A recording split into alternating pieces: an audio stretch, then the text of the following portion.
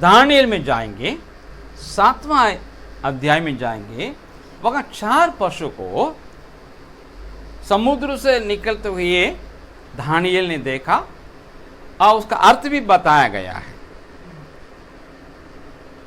लेकिन कौन सा ये नहीं बताया गया है। पहला एक जंतु है, सिंह के नाई है, जिसका उकाब का पंख है। और दूसरा एक जंतु उसके बाद आया, वो देखने में भालू है और ऐसा एक से क्या है, ऊंचा है, एक से दबा हुआ है। और तीसरा एक जंतु आया, वो चीता है, जिसका 4 सिर है, 4 पक्षियों का 4 पंख भी है। चौथा जो जानवर है वहीं भी देखिए एकदम भयानक डरावना था, उसको वो वर्णन ही नहीं कर पाया। दानिएल के दूसरा अध्याय में बताया, एक प्रतिमा को देखें, उसमें अलग अलग सोना का, चांदी का और पीतल का और लोहा का, है ना। बोल दिया दानिएल, वहां बता दिया ये सिर तो आप है, मतलब बाबिलोन ही है, बाबिलोन का राजा को एड्रेस किया, ये आप है, लेकिन बाकी वो नहीं बताया। उसके बाद दूसरा जो सपना दर्शन आया, उसमें 4 जंतु को देखते हैं, वहां लिखा हुआ है ये 4 जंतु पृथ्वी में से उठने वाले 4 राज्य है। दानिएल 7 में लिखा है, लेकिन कौन कौन साम्राज्य को दर्शाया, कौन कौन, ये वहां नहीं है। 8वां अध्याय में आप जाइएगा, वहां 2, एक बकरा है और एक दूसरा क्या है, मेढ़ा है ना। पहले मेढ़ा आता है, 2 सिंह, मेढ़ा का तो 2 ही ना होता है, लेकिन बात है 2 में एक लंबा था, एक छोटा था, और जो लंबा है बाद में उगा हुआ था, ऐसा लिखा है, और इधर उधर भागता है। उसके बाद एक और बकरा आता है, मेरा नहीं है, बकरा, जिसका 2 नहीं 1 सिंह है, वो कहाँ है, एकदम बीच में है। वो आता है, ऐसा आता है, इसके साथ लड़ता है। ये पावरफुल मेढ़ा का क्या करता है, नीचे गिरा करके ये जयवंत होता है। उसके बाद देखते हैं वो सिंह भी टूट गया, उस जगह पे 4 छोटा छोटा सिंह 4 दिशा में वो निकलता है। दानिएल देखता है, इनको समझ में नहीं आता, जिब्राइल उसका अर्थ बताता है, सुनो सुनो, इन दोनों क्या है, 2 राज्य है। जो मेढ़ा है वो है मादी फारस राज्यों, 2 सिंह है, एक मादी को एक फारसी को दर्शाता है। आज जो बड़ा है लेट से आया है, वो फारस जो मादियों को ऊपर जय प्राप्त किया, उनको पराजित किया, वो चीज को दर्शाता है। जो पराजित के तब से मादी फारस दोनों राज्य मिल करके दुनिया को जीतने के लिए गया, पहले बाबिलोन को गिराया। और उसके बाद बताता है ये दूसरा जो है बकरा है, ये है यूनान देश का राज्य बता दिया है।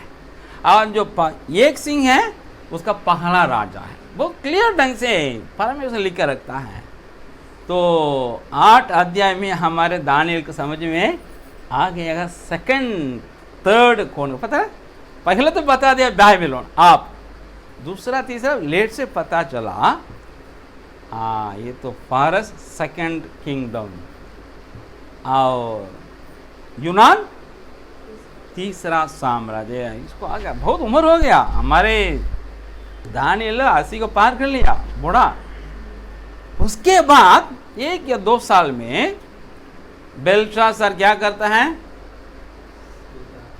पीता है, परमेश्वर के मंदिर से लेकर आया था नबूकदनेस्सर, उन बर्तनों में शराब सब पीता है। वहां देखते हैं एक हाथ लिखता है दीवार में, कोई बोल नहीं पाया, लेकिन दानिएल सेवा निवृत्त था, उसको लाया गया है, वो पढ़ के बताता है, हाँ तो तराज में रख करके परमेश्वर देखा तुम हल्का हो गया है, इसलिए तुम्हारा दिन क्या हो गया, गिना गया है, तोला गया, गिना गया।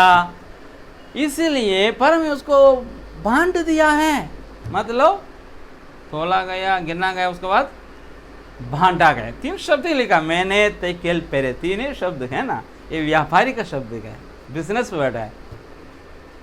वेई, काउंट एंड डिवाइड, डिस्ट्रीब्यूट। कोई बोल नहीं पर, लेकिन दानियल को पता चल गया, अच्छा बाबिलोन घिरने का वक्त है। मैंने कहा ना अब फारस आने वाला है। पेरेस का मतलब फारसी है। पेरेस का एक और शब्द फारसी मतलब डिवाइड, समझा? सुनो सुनो, तुम्हारे पापा तो युद्ध कर रहा फारस लोग के साथ, है ना, मादी फारस के साथ, उसमें युद्ध हो रहा है। हाँ, वो अंदर आएगा। बेल्शास्सर, बाबिलोन का राजा जी, आपका हाथ से राज्य छीना गया है। परमेश्वर यहोवा ने उसे मादियों और पारसियों को बांट दिया है। लिखा है 5वां अध्याय दानियल में, उसी रात में क्या हो गया है, दानियल को तीसरा शासक बताया गया है। बताते बताते एकदम शहर के अंदर और महल के अंदर महादियों का लीडर कुसुर का ससुर जी धारा चले आया, पकड़ा, फिर सा को काट दिया, अब खत्म हो गया बाबिलोन, अभी फारसी रहेगा, मादी फारसी शुरू हो गया। दानियल ने कहा पूरा हुआ। अभी भी दानियल किस स्थान में है? तीसरा स्थान में है। पहले बेल्शास्सर का पापा युद्ध करा था, किंग राजा, उसके बाद उसके बेटा पापा का दूसरे स्थान में था रीजेंट संरक्षक राजा, और तीसरे स्थान में दानियल का प्रमोट हुआ चीफ सेक्रेटरी। अब ये गिर गया, मादी फारस खड़े हो गया। मादी बोलता है, ये मादी का धारा बोलता है, मेरा दामाद इस साम्राज्य का सम्राट है, नंबर 1। मैं उसके अधीन में बाबिलोन का राजा, नंबर 2। दानियल अभी भी तुम तीसरा, अभी भी तुम चीफ सेक्रेटरी है। पहले बाबिलोन का था, अभी मादी फारस साम्राज्य का। पहले का साम्राज्य बहुत बड़ा साम्राज्य, आप चीफ सेक्रेटरी बन गया है। कोई भी सरकार आए ना जाए, चाहे हमारे सपोर्ट करने वाले सरकार आए, हमारे विरोध करने वाला आए, याद रखे हमारा स्थान कभी बदलने वाला परमेश्वर की नजर में वही स्थान है। We have the blessing for India. हम ही लोग भारत के बहुत बड़े कौन है? आशीष है, और कोई दूसरा नहीं है। ठीक है, अब है हमको समझ में आया, सिंह बाबिलोन, बालू मादी फारस, समझ में आ रहा ना। तीसरा चीता यूनान, उसका चौथा वहां रोम आया था।